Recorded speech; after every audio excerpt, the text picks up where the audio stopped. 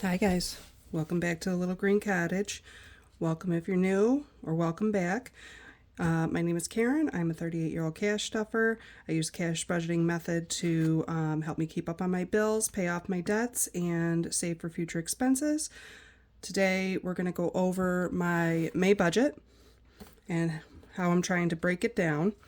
I think I've told you guys before, I'm not very good at doing the monthly budget. I get my paychecks, and I guess I do sort of use a monthly because all my bills are paid once a month. So I have to break up my bills to find out how much I'm going to stuff in each one, and then figure out how to go from there to break down what I need to put in my wallet for like my everyday expenses. So I've got my May calendar. I've got all my expenses written out. I think you guys can see, maybe not. No, a little bit more. No, that'll work itself out. Okay, so if you watch my unstuffing, you know that I already paid all of my bills that are due on the 1st. Between today and tomorrow, I will probably unstuff off camera my phone and my car insurance bill. And then I will get a payday on the 3rd. I don't think I'm working this week at my per diem job, so I will not end up getting a paycheck on this day. But they pay me on Friday. They pay me weekly every Friday if I work the week before. My other job, I get paid every other Wednesday, so I will get 2 paychecks. I was kind of hoping this would be a magic month, but it's not. But I do get 2 paychecks, and that's where the major breakdown is going to come in. I had to figure out how I'm splitting my bills in half and figure out how much I'm stuffing in each envelope for my bills binder and between my debts. So I'm going to move this here. It's been sitting in there for a minute. So I've got all my bills written out and my debts, and between my bills and my debts, I have $2,293 for my bills, and then my total debts come in at a whopping $826.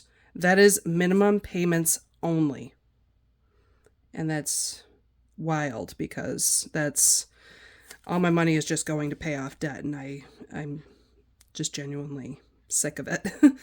Anyways, my expected income for my full-time check, because my per diem varies, right? It's based on if I pick up hours or not. So, oops, I want to put this in here kind of just like that. But estimated, I'm expecting to bring home $4,678 between the 2 paychecks that I'll get from my full-time pay. After I'm done with bills. Oh, I didn't write down the variables. So we got groceries, household. That's just for household essentials like toiletries and cleaning stuff that I need. And that is going to be treated more like a sinking fund. We'll see how that goes. It's still a newer to me. I was including that money in groceries, but I kind of wanted to separate them. And then I've got my gas, me, the kids, and the dogs, and then of course my gardening and miscellaneous. And then this is where I fall off on the monthly, because like my savings, I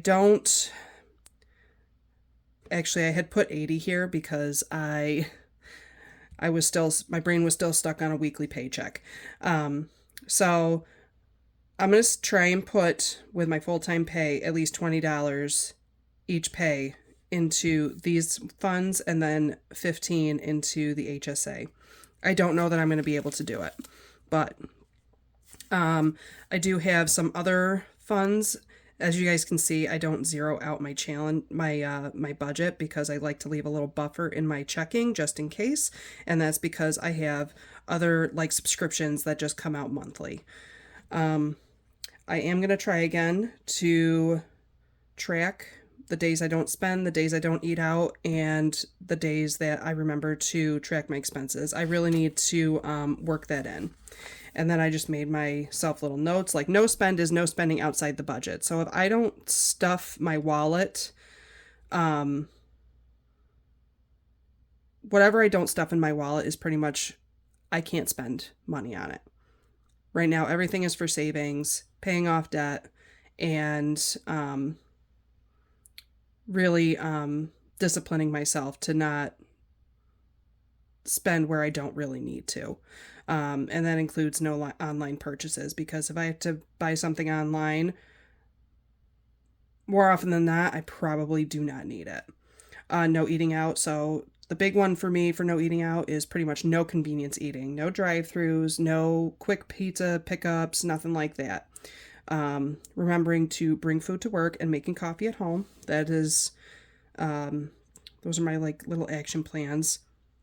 And the expense tracking. Why do I want to track my expenses? I want to know what money went where, and then to know by like the end of the month you spent how much on that.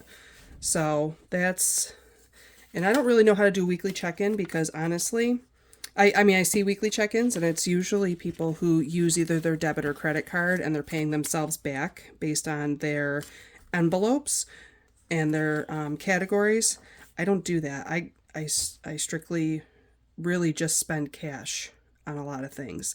And I think that's even more important to expense track, because if I don't get a receipt, I'm going to forget where I spent that money and why I spent that money. And then there's going to be holes where I really need to keep track. And I am going to start using this savings tracker. I'm trying to find, I don't really care for, like I like the calendar and the Happy Planner, but I didn't really care for these pages that come with the budgeting. So I was trying to make it work for me. And I'm using this side. I'm going to start tracking like where I'm starting the month with my savings.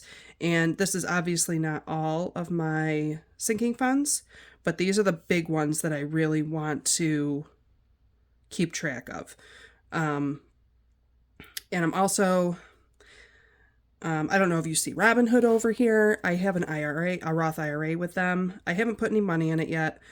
I'm going to try, and I think they do a minimum of a $5 deposit at a time. So I'm going to try and put $5 in either with each paycheck or when I can. And then the Zero Out Challenge, if you don't know what that is, to my understanding, the Zero Out Challenge is you get your direct deposit money, you take the cents and that last dollar amount, and you just put it over into savings. So I'm going to see if I can keep up with that each time I get paid, so that it's pretty much like zeroed out to the 10th dollar, whatever's the buffer in my checking. So that's where I want to go with that. But really, I want to keep track of like all my maintenance and emergency funds, my family night and my craft hobby envelope, the tree removal and the deck, because those are things that I really want to, they're projects that I want to get done more quickly. And then basement and garage. I know basement and garage are going to be like high expenses. So I'm trying to keep track of how much I'm putting in there. And obviously, Yule, Christmas, whatever you guys celebrate, that's a big spender holiday. And then my kids' clothes, my kids' savings, the dog emergency fund, and the vet. Those are the ones that I want to keep track of the most. Okay, and then here, I do like these expense trackers in here. So essentially, I did set up, I am going to get paid this Friday, so that will be coming in. I'm going to figure out what to do with that when I get it. But essentially, I divided everything in half, and a lot of my numbers are pretty odd. So when it comes to dividing them in half, so depending on when they're due, some of them are going to get that extra, like round up dollar, and then the following paycheck will get the lower of the half. So I've got all my bills and debts worked out. And when this bi-weekly paycheck comes and I do like my cash stuffing, my wallet, whatever is left in my wallet, maybe except for household, because I tend to buy a lot of household things all at once. That's why I'm kind of treating it more like a sinking fund. My household will be the sinking fund, but whatever's left in food, gas, me, my kids, that is all going to get rolled over because I do not have enough to really save, because I'm going to do some addition here. So I've got my bills and my debts worked out. So for my variables, here, I want to make sure you guys can see. So we're going to do 400 plus 120 plus 200 plus 150 plus 100 plus 100 plus 150 plus 120.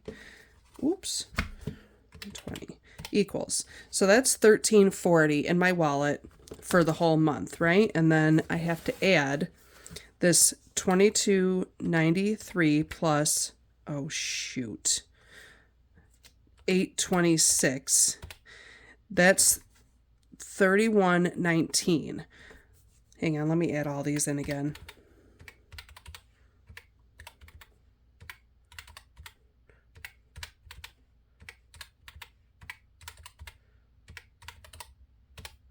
So I am expecting that I'm going to get this $46.78 from between the two biweekly paychecks, and between my bills, debts, and my variable expenses for my wallet, it's going to come to $44.64, which really essentially does not leave me a lot of room to save.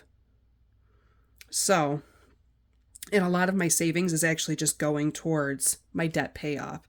So that is the plan thus far, and that is really my plan for May. That's how I'm doing my monthly budget. For my per diem, like, that's going to go a lot towards savings and building up the sinking funds and helping to pay off the debt. That's just extra. So I'm thinking that whenever I do have a per diem payout, I will be pretty much dividing it in half. Half is going to go towards debt and half is going to go towards sinking funds and savings. So that's my goal for this month. Yeah, that's really it, you guys. Listen, if you have any questions, leave them below. I'm not scared to answer any questions, but that's how I'm doing up May. So if you guys have any plans for today, I don't know, in New York, it's kind of cloudy, but it's pretty nice outside. I am going to, I think spring is finally springing, and we are past fall springs at this point. So I'm going out and I'm getting the garden set up and getting all the spring cleaning done. So you guys, if you stayed this long, thanks for watching. Thanks for hanging out with me while I kind of go through and explain how I'm doing my budget. If you guys have any questions or comments, please leave them below. Like, subscribe if you like the content, and I'll see you next time. Bye, guys.